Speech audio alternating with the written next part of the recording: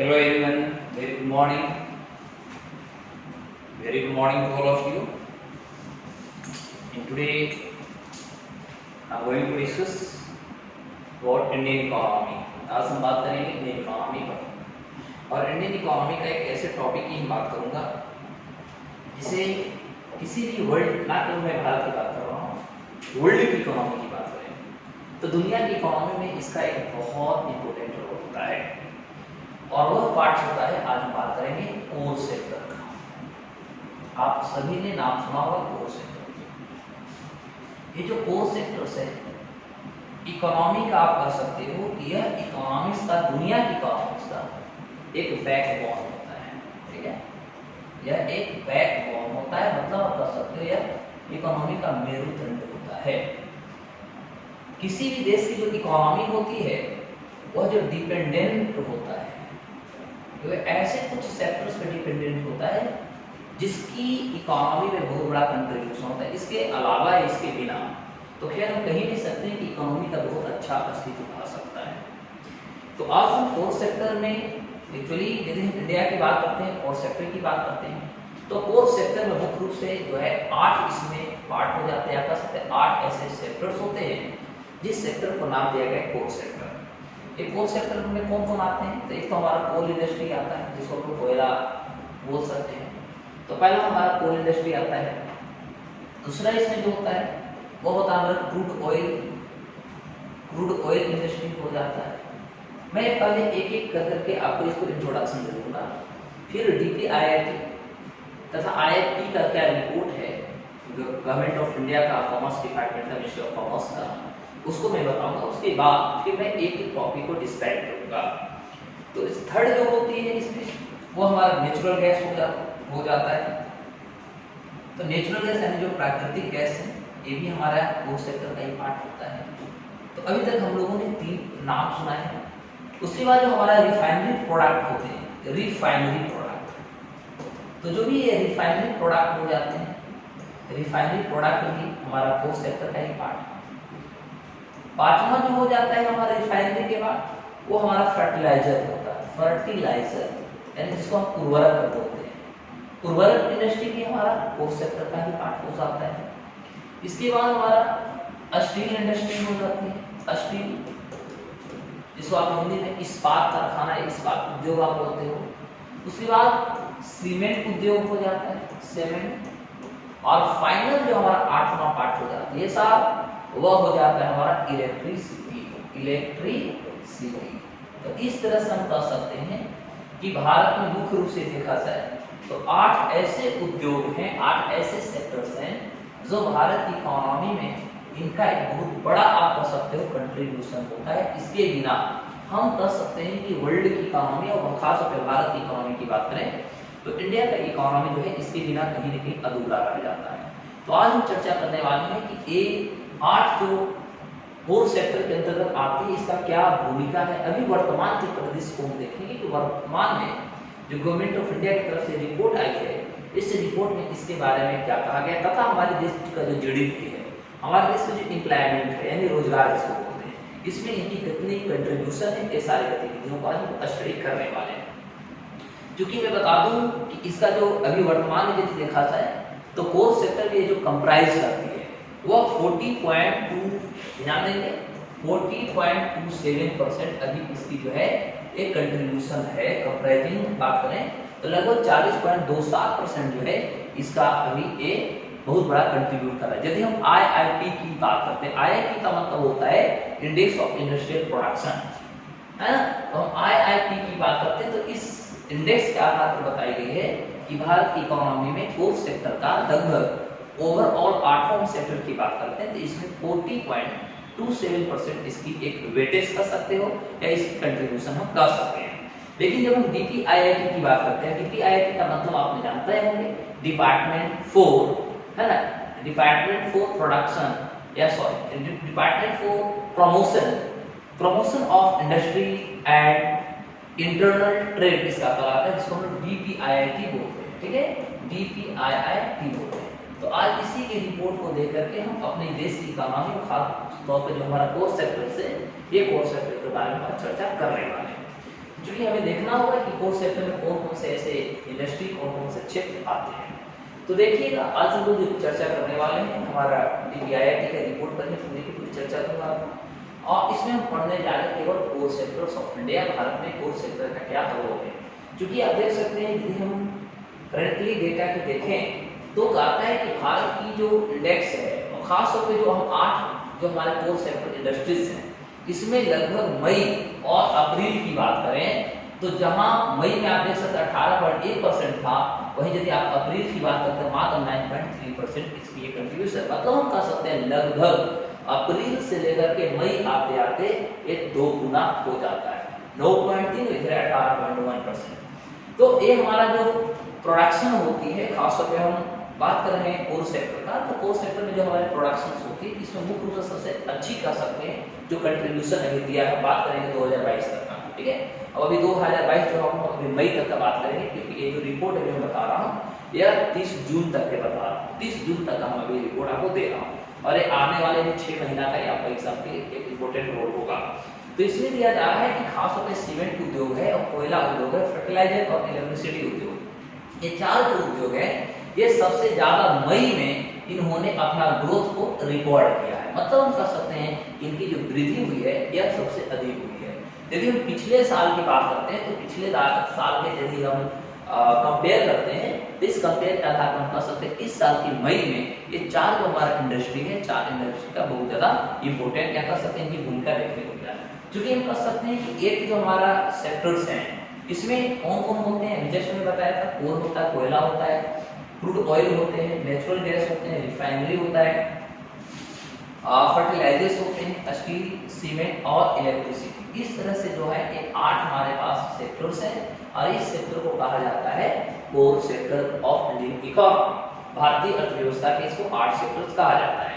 अभी यह जो सेक्टर्स है सोचिएगा 40.27% यानी 40.27% अभी इसकी जो कंट्रीब्यूशन है, इनकी वेटेज है, खासतौर पे 8 की बात करते हैं तो 8 का भी सबसे ज्यादा कंट्रीब्यूशन है। और हम IIP की यदि रिपोर्ट देखते हैं आप देख सकते हैं इंडेक्स ऑफ इंडस्ट्रियल प्रोडक्शन, तो इस आधार पे कहता है कि इसका अभी कंट्रीब्यूशन है, इसका जो वेटेज है वह 40.27% इसके अभी वेटेज है।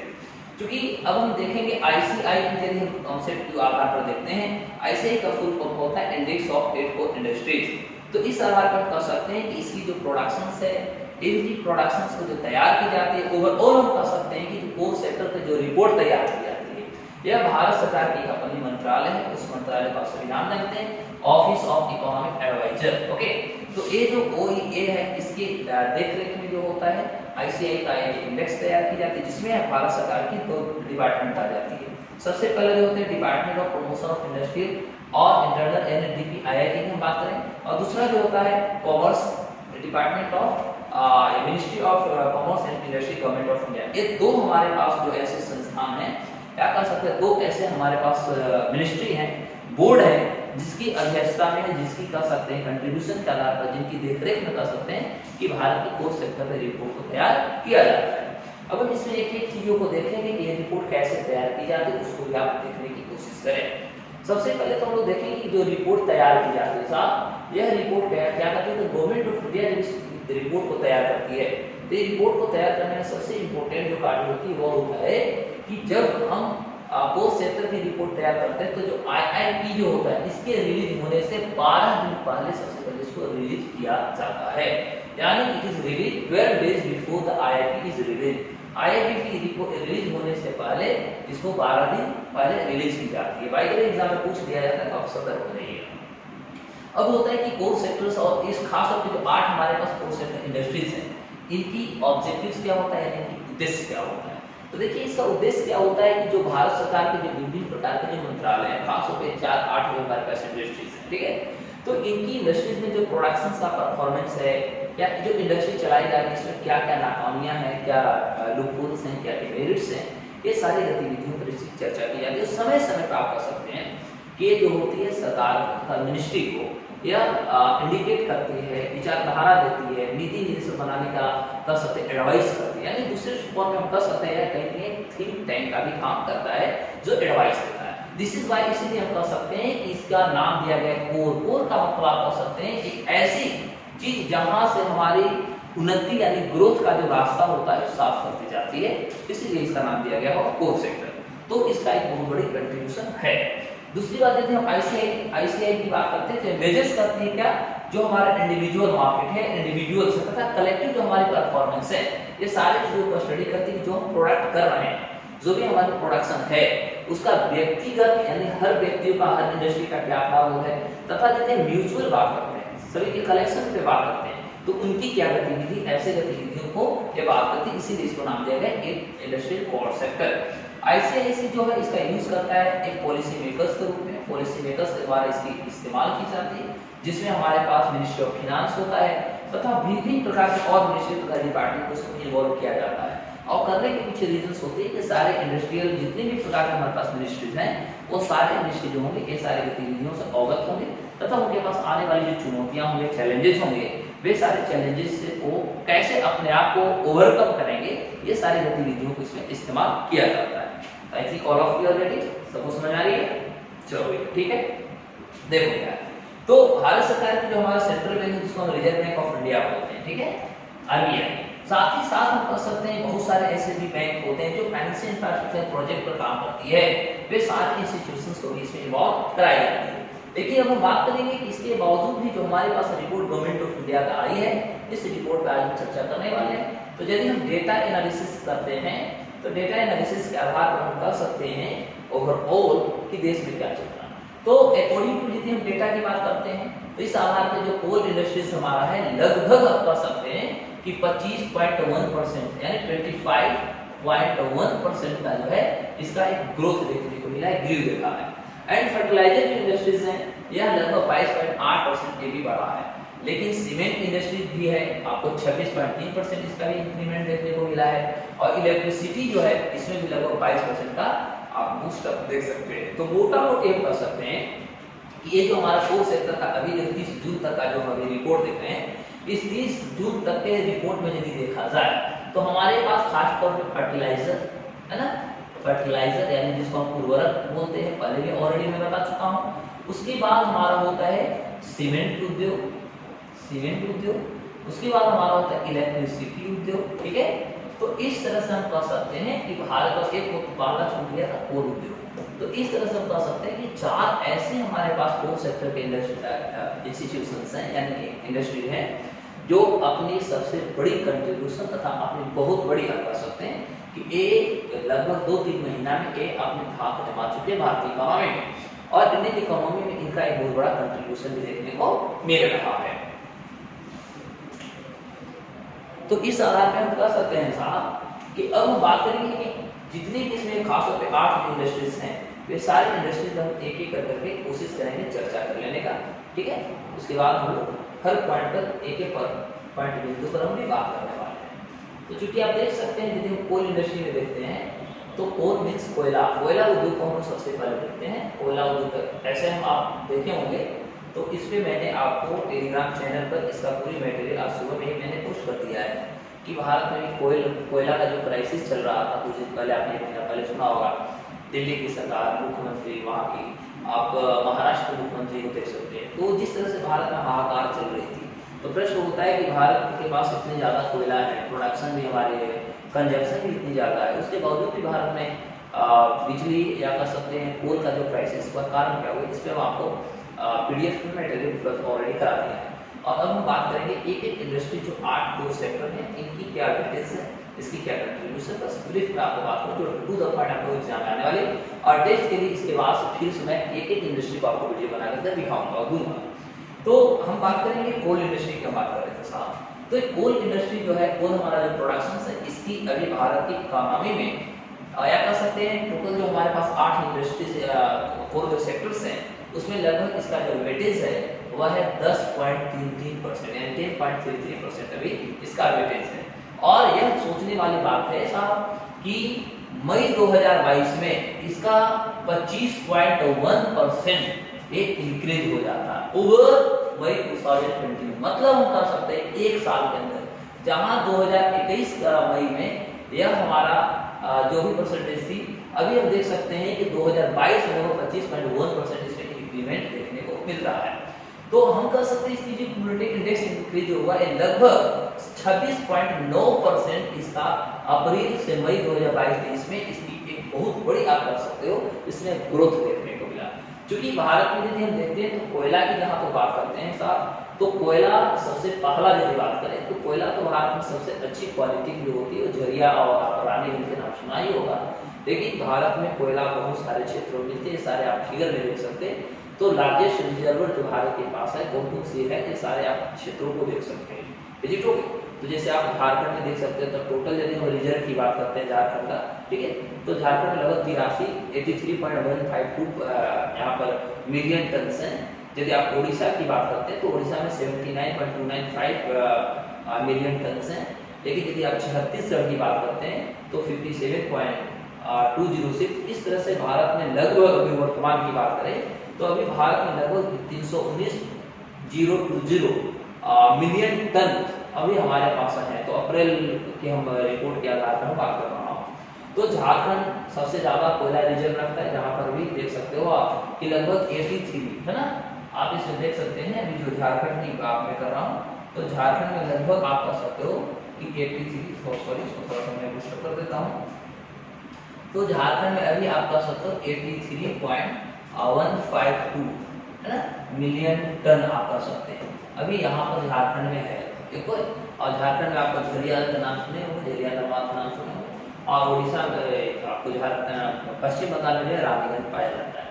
तो इस तरह से हम इस पे आपको रिपोर्ट ऑलरेडी तैयार करके आपको दे दिया है कि कहाँ कहाँ कोल इंडस्ट्री कितनी है। तो ओवरऑल यदि देखा जाए तो भारत के लगभग आप कह सकते हैं कि लगभग राज्यों में कोयला का प्रोडक्शन जो होती देखने को मिलता है। लेकिन बात होती है कि सबसे अच्छी क्वालिटी का, जिसमें सबसे अच्छी कार्बन हो, एक कौन कहाँ का, तो नॉर्मली वो आपका झारखंड सबसे अच्छा होता है, झारखंड हो जाता है। उसके बाद आपको पश्चिम बंगाल हो जाता है, फिर उड़ीसा, छत्तीसगढ़, ये सब के नाम आते हैं। तो सबसे अच्छे क्वालिटी में खास तौर पर 3-4 राज्य होते हैं, जैसे आप याद रखिए झारखंड हो जाएगा, पश्चिम बंगाल हो जाएंगे, छत्तीसगढ़ हो जाएगा, वेस्ट बंगाल उड़ीसा हो जाएगा, मध्य प्रदेश हो जाएगा, तेलंगाना हो जाएगा। ऐसे 4-5 ऐसे राज्य हैं जहाँ पर भी कोयला हमारे पास है उसकी क्वालिटी बहुत अच्छी है, बहुत अच्छी जो कहा जाता है, यानी कह सकते हैं जिसमें कार्बन की मात्रा बहुत अच्छी है। जब कार्बन की मात्रा अच्छी होगी तो माइनस की बात हम कह सकते हैं ना कि वो हमारी उसकी जो फ्यूलिंग होगा, उसकी जो एनर्जी होगी वो हमारे लिए बहुत कंफर्टेबल होगा। तो इस आधार पर इसको निकाल सकते हैं। तो ऐसे इसमें मैंने आपको रिपोर्ट PDF में दे दिया है, और आगे रिपोर्ट हम इसी तरह शॉर्ट में करते हैं। लेकिन ये भी हम जो कर रहे हैं आपको टू द पॉइंट एग्जाम के लिए होगा, तो एग्जाम में डायरेक्ट आपसे पूछा जाता है कि कितना % क्या होगी। अब हम बात करेंगे क्रूड ऑयल की, कच्चा तेल की बात करते हैं। तो आप देख सकते हैं क्रूड ऑयल हम सस्ते दाम पर रसिया से ले रहे हैं, ठीक है। इससे पहले हम अभी तो ईरान से भी भारत सरकार पुनः फिर बात कर रही है, लगभग 4 दौर की वार्ता हो चुकी है। क्योंकि जब डोनाल्ड ट्रंप अमेरिका के राष्ट्रपति थे तो उस समय भारत और चीन पर ईरान के साथ जो हमारा व्यापारिक संधि थी, खासतौर पर क्रूड ऑयल को लेकर के, तो अमेरिका के दबाव में आने का अमेरिका का कह सकते हैं अपनी शक्तिशाली जो स्थिति विचारधारा थी, उसके कारण भारत और चीन ऐसे देशों पर प्रतिबंध एक तरह से लगाई गई और भारत और चीन अंततः रिलेशन तोड़े। लेकिन अभी वर्तमान में भारत फिर चौथी दौर की बात हो रही है ईरान से, आई थिंक चौथी दौर का हो चुका है, और अभी हम रसिया से अच्छा खासा सस्ते दर पर चलते ले रहे हैं। चलिए देखते हैं। तो क्रूड ऑयल प्रोडक्शन की बात करते हैं तो अभी इसकी जो वेटेज है ना, तो इसकी भी वेटेज लगभग 8.98% है, 98% है, 8.98 इसकी क्रूड ऑयल का है। और यह लगभग 4.6% मई 2022 में बढ़ा है। यदि हम बात करते हैं मई 2021 से, तो 2021 से 2022 के मई आते आते लगभग 8.98%, मोटा मोटी आप कह सकते हो इसको कि लगभग 9% जो है इसमें इंक्रीमेंट देखने को मिला है। और इसमें हम कह सकते हैं लगभग 1.8% जो है अप्रैल से मई, यानी अप्रैल से मई 2022 तक हमारा फाइनेंशियल ईयर होता है, तो पिछले साल से अभी तक की हम बात करें तो इसमें इसकी एक बहुत बड़ी कंट्रीब्यूशन होता है। यदि हम नेचुरल गैस की बात करते हैं, प्राकृतिक गैस, ठीक है, तो प्राकृतिक गैस के भी जो इसकी कंट्रीब्यूशन है या कह सकते हो इसका जो वेटेज है ये भी 6.88% है, 6.88% है। और जो पिछले साल मई 2021 और मई 2022 की बात करें तो इसमें इंक्रीमेंट लगभग 7.0 यानी मोटा मोटा कह सकते हैं 7%, ठीक है। इसमें जो है 7% का इसमें भी इंक्रीमेंट देखने को मिला है। और इस आधार पर हम कह सकते हैं कि फाइनेंशियल जो 22-23 चल रहा है, तो पिछले साल प्रीवियस ईयर के यदि हम रिपोर्ट को देखते हैं तो इसमें लगभग 6.7% का इसमें कंट्रीब्यूशन देखने को मिलता है। या इंक्रीज आप कर सकते हो। पेट्रोलियम की बात यदि किया जाए तो पेट्रोलियम रिफाइनरी जो प्रोडक्ट्स हैं इसमें भी जो भारत का कोर सेक्टर की बात करें तो इसमें इसका लगभग 28.4% इसका वेटेज देखने को मिलता है। और वही 2022 और 2021 के बीच में देखें तो लगभग 16.7% का इसके इंक्रीमेंट यानी ग्रोथ देखने को मिलता है। और 22-23 का यदि हम फाइनेंशियल ईयर की रिपोर्ट को देखें तो इसका लगभग आप कह सकते हैं 12.8% इसका इंक्रीमेंट हुआ है। तो हम कह सकते हैं कि लगभग भारत के जो कोरोना हुआ, कोरोना के बाद हम कह सकते हैं तो कोरोना के बाद भारतीय इकोनॉमी में खासतौर पर जो कोर सेक्टर्स है ये कोर सेक्टर में एक अच्छी उछाल देखने को मिल रहा है। इसमें सरकार भी काम कर रहे हैं तथा सहयोग भी प्राप्त हो रही है। फर्टिलाइजर सेक्टर को आप देख सकते हो, खाद, क्योंकि कहीं न कहीं यदि हम भारत की सरकार यदि करती है कि हम 2025 तक 24 तक हम देश के किसानों का इनकम डबल कर देंगे तो मैंने इसे डबल करने के लिए हमें प्रोडक्टिविटी आगे बढ़ानी होगी और प्रोडक्टिविटी के लिए हमें अच्छी उर्वरा शक्ति होनी चाहिए, अच्छी बीज होनी चाहिए, विभिन्न प्रकार की गतिविधि जो फैक्टर्स होते हैं वो किसानों को उपलब्ध होना चाहिए। तो इस आधार पर हम कह सकते हैं कि फर्टिलाइजर यदि हम प्रोडक्शन की बात करते हैं तो इसमें भी उछाल देखने को मिला। इसका जो वेटेज है वो है लगभग 2.63% इसका वेटेज है इंडियन इकोनॉमी। जो मई 2021 और मई 2022 की यदि हम बात करते हैं तो इसमें लगभग 22.8%, मोटा मोटी आप 23 भी कह सकते हो, ठीक है, लगभग आप कह सकते हो 23% का इसमें इंक्रीमेंट हुआ। लेकिन प्रीवियस रिकॉर्ड को हम बात करें तो प्रीवियस रिकॉर्ड में अभी तक 22-23 वाला जो हमारा फाइनेंशियल ईयर था इसमें मात्र 16.3% का इसका इंक्रीमेंट देखने को मिला। तो अभी 22.8 और दोनों बार से घटाइएगा तो लगभग 16.3% का हमें इंक्रीमेंट देखने को मिलता है। तो इस तरह से हम कह सकते हैं कि इंडियन इकोनॉमी में जो कोर सेक्टर है, कोर सेक्टर का एक बहुत बड़ा रोल आता है। अब देख सकते हैं स्टील इंडस्ट्रीज, स्टील इंडस्ट्रीज की बात यदि किया जाए तो अभी तो आप जानते हैं कि स्टील इंडस्ट्रीज में भारत के खासतौर पे यदि राज्यों की बात करें तो बहुत खस्ता हालात है। खासतौर पर बिहार की बात करें तो बिहार में खैर बिहार सरकार फैब्रिक और कपड़ा उद्योग की बात कर रही है, चमड़ा उद्योग की बात करें, इस तरह से गतिविधि। अभी एथेनॉल को आपने सुना होगा, पूर्णिया में एथेनॉल प्लांट भी भारत बिहार सरकार लगा चुकी है। तो ऐसे गतिविधियों का अंजाम दिया जा रहा है। अभी तो सरकार को मैंने देखा है फैब्रिक वाला में कि जो हमारे बिहार में जो पहले चीनी मिल थे और उनकी जो जमीन यूजलेस पड़ी हुई थी वे सारे सरकार भी अधिग्रहण कर रही है तथा उसको ट्रांसफर कर रही है, नए नए उद्योग लगा रहे, खासतौर फैब्रिक कपड़े उद्योग ऐसे जो लगने वाले हैं उसको सरकार अभी देने वाली है, ठीक है। तो हम देखेंगे कि स्टील प्लांट जो लगाई जा रही है, स्टील जो प्रोडक्शन भारत की है, इसमें जो कोर सेक्टर है या स्टील प्लांट है, टोटल में इसका लगभग 17.92 यानी मोटा मोटा कर सकते हैं 18% इसका भी कंट्रीब्यूशन है। जो फाइनेंशियल ईयर मई 2021 और अभी मई 2022 में देखा तो लगभग 15% का इसका इंक्रीमेंट हुआ है, इंक्रीज हुआ है। और प्रीवियस रिपोर्ट को देखते हैं पिछले साल का तो 22-23 का जो हमारा फाइनेंशियल ईयर उसमें अप्रैल से मई तक में देखिएगा तो 8.4% का इसका इंक्रीमेंट हुई है। ये सारी जो गवर्नमेंट ऑफ इंडिया रिपोर्ट है बस उसे याद रखना है। आप इसको देख भी सकते पीआईबी आप जाइएगा, पीआईबी में भी इसका सब सारा चीज एक उपलब्ध है। तो ये सारे भारत सरकार की गवर्नमेंट ऑफ इंडिया का रिपोर्ट है उसी में बता रहा। सीमेंट और प्रोडक्शन उद्योग की बात करें तो इसका जो वेटेज है लगभग 5.37% है और यह 2021-22 की मई की देखते हैं इसमें 26.3% का इसमें इंक्रीमेंट देखने को मिलता है। प्रीवियस रिकॉर्ड देखते हैं तो 2022-23 का जो फाइनेंशियल ईयर था इसमें 15.7% का इसका इंक्रीमेंट देखने को मिलता है। तो एग्जाम में आपसे ज्यादातर पूछेगा कि कोर सेक्टर क्या होते हैं, किसकी कितनी कंट्रीब्यूशन है। इलेक्ट्रिसिटी डिपार्टमेंट को आप देख लीजिएगा तो लगभग भी इसका भी 19.85 यानी 19.85% जो है इसमें भी एक इंक्रीज देखा या इसका जो है वेटेज जो है ये वेटेज लगभग 19.85% है। और मई 2021 से लेकर मई 2022 के बीच में देखा सर तो इसमें 22% का उछाल देखने को मिला है, 22% का उछाल देखने को मिला है। लेकिन प्रीवियस रिपोर्ट को हम देखते हैं फाइनेंशियल ईयर 2022-23 में देखते हैं तो इसमें 16.7% का इसमें उछाल या कह सकते हैं इंक्रीमेंट देखने को मिला है। तो एग्जाम में जहां तक जो प्रश्न होती है वो इतने आपसे डेप्थ में नहीं पूछे जाते, बस आपसे एग्जाम में पूछेगा कि जो हमारा कोर सेक्टर है तो कोर सेक्टर में कितने इसमें सेक्टर्स आते हैं। तो इतना आप ध्यान दीजिएगा कि कोर सेक्टर से जैसे ही आपसे क्वेश्चन पूछा जा रहा है आपसे देखिए इसमें 8 इंडस्ट्रीज इसमें आते हैं, ठीक है। और 8 इंडस्ट्रीज को आप नाम याद रखिएगा क्योंकि यदि आपको याद है तो फटाफट आप उसका आंसर मार सकते हैं। उनमें से हो सकता है कि जब क्वेश्चन पूछेगा कि इनमें से कोर सेक्टर कौन नहीं है। तो आपको 8 यदि याद है तो आप फटाक से आंसर मार दीजिएगा।